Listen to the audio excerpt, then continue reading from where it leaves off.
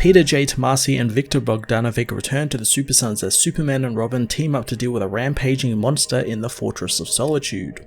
Peter J. Tomasi returns to the Super and Bat families with a special one-off adventure with the now-grown Jonathan Kent and still very short Damian Wayne. While it was a simple, straightforward adventure which was quite serviceable, that is really where my problems begin, as the book has no evolution or progression or character development whatsoever with these characters under Tomasi. Looking back at his series, every single adventure these heroes have gone on while under Tomasi's pen have been an offshoot of their parents' adventures, or referencing one of his past works, or they are literally fighting kid versions of their parents' rogues. For all the volumes he wrote of the two teaming up, not once did they have a wholly original villain or adventure all of their own, and here is no different since again, it references something past that happened with Superman and Superboy, and it's a huge disappointment, especially when we are at a time where Robin has his own book filled with new and interesting characters, and John, now Superman, is beginning to flesh out his own rogues and supporting cast. So with that in mind, this feels like a total step back in terms of character development, but I know the usual people will just eat it up like we haven't had these adventures for years, when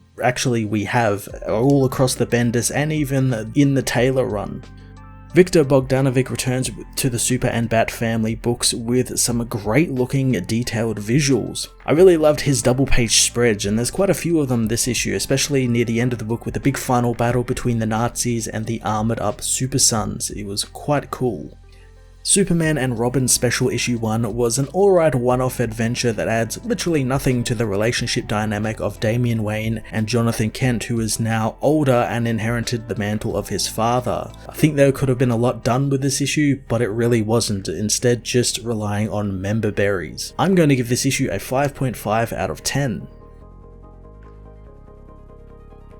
Superman and Robin Special Issue 1 heads to the Fortress of Solitude, where Kellex and the other robots of the fortress begin their maintenance schedule for the day, but soon Kellex senses an energy displacement coming from a temporal cube. The power soon reaches dangerous levels and explodes throughout the fortress. In Metropolis, Lois critiques John's choice of cartoons and cereal for dinner, switching over to the news. John says that sometimes he likes to zone out on stuff he enjoyed when he was a kid and when things were simpler. Lois apologizes, knowing that sometimes she forgets all of the trouble they went through, wanting to block out that her and Clark missed out on his childhood and that was stolen from her, and it's still strange getting used to it, so she can't imagine what it's like for him. She says having the news on is good to know what is happening, but John, thanks to his powers, always knows what's happening. Lois figures he's right, turning the cartoons back on as she leaves to go and interview the mayor for her new Lois Lane Presents series. She wants him to try and keep the super saving to a minimum on a school night, but John knows that he will do his best.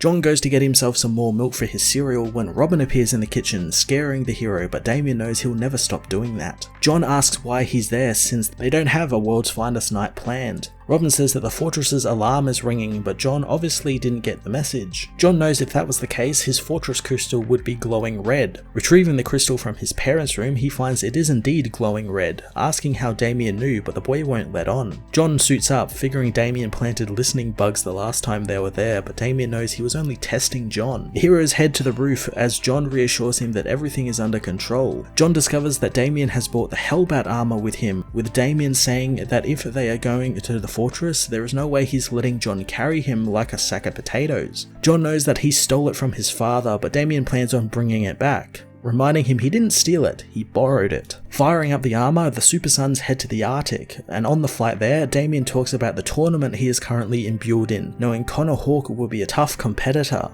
John knows that he can't win all fights, asking if he has told his dad about it. Damian knows that he and his father aren't really talking for a long while, and John misses being able to talk with his father on a regular basis, and after a moment, Damian agrees. They soon arrive at the fortress to find the place completely trashed. John notes that there is no damage on the front door, so whatever did this is still there. As they look around the rubble, John finds the cube, knowing that this is one of his old experiments that he did when he was younger. He tells Damian that he was trying to impress the science teacher with a cool time machine project, and he came to the fortress to see see if there was any pieces to help with the wow factor of it all, and that turned out to be a bad idea since one of the pieces ended up being imbued with a unique temporal energy which transported him and his father to Strange Island, where they fought dinosaurs and helped the Losers, a World War II group of soldiers led by Captain Storm, who sacrificed his life to give them a chance to get home. John made a promise that they would be back to rescue the captain, and soon he and his father returned and did just that. John says that the captain is alive and well and on the island, and he didn't age a day. Damien asks if he is now, also recognizing that this is the cube that recently gained sentience and they had fought it one time. He knows that something also came through the portal and wreaked havoc, so John wants to split up and try and find whatever did this.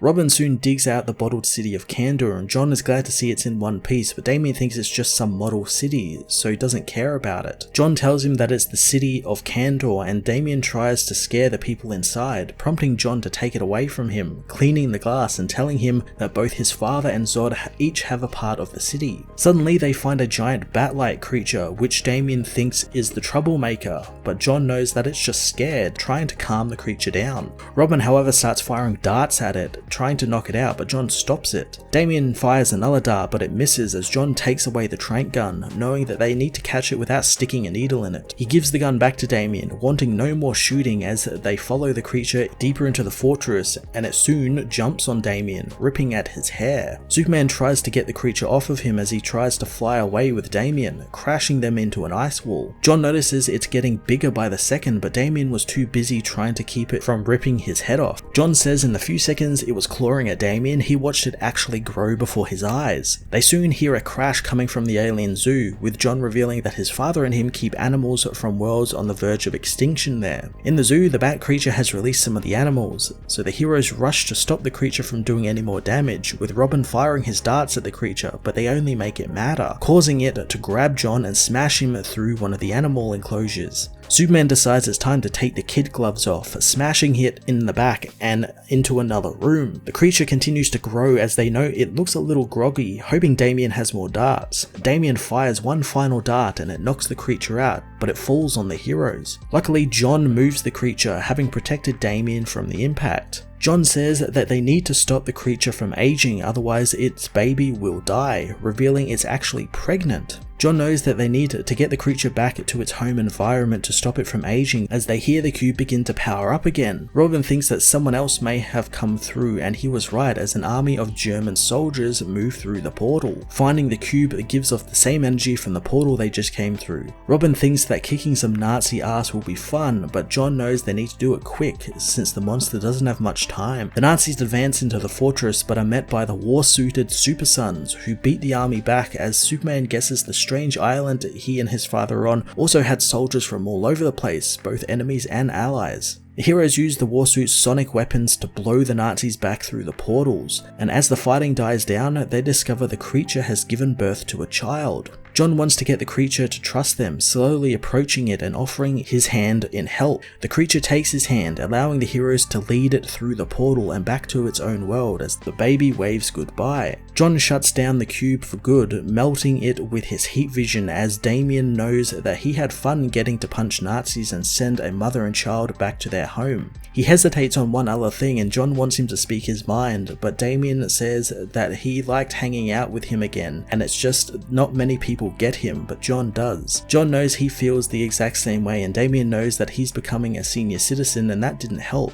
John tells him that it may not be as planned, and it even took his parents by surprise, and while he misses his friend, Damien needs to remember that he's just a call away and there will always be Super Sons.